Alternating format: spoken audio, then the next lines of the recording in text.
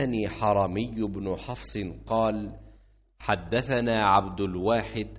قال حدثنا عمارة قال حدثنا أبو زرعة بن عمرو بن جرير قال سمعت أبا هريرة عن النبي صلى الله عليه وسلم قال انتدب الله لمن خرج في سبيله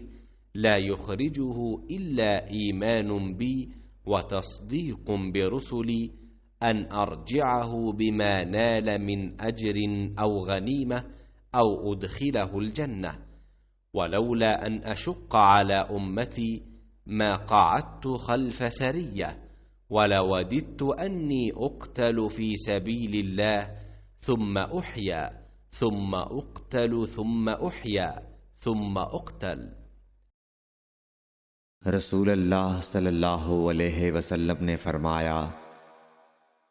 جو شخص اللہ کی راہ میں جہاد کے لیے نکلا اللہ اس کا ضامن ہو گیا۔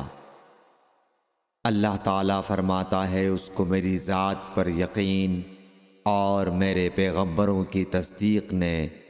اس سرفروشی کے لیے گھر سے نکالا ہے۔ میں اس بات کا ضامن ہوں کہ یا تو اس کو واپس کر دوں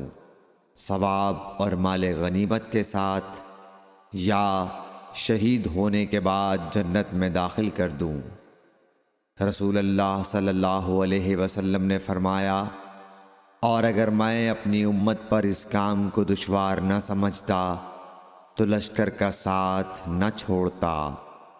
اور میری خواہش ہے کہ اللہ کی راہ میں مارا جاؤں، پھر زندہ کیا جاؤں، پھر مارا جاؤں، پھر زندہ کیا جاؤں، پھر مارا جاؤں۔ صحیح بخاری حدیث نمبر 36۔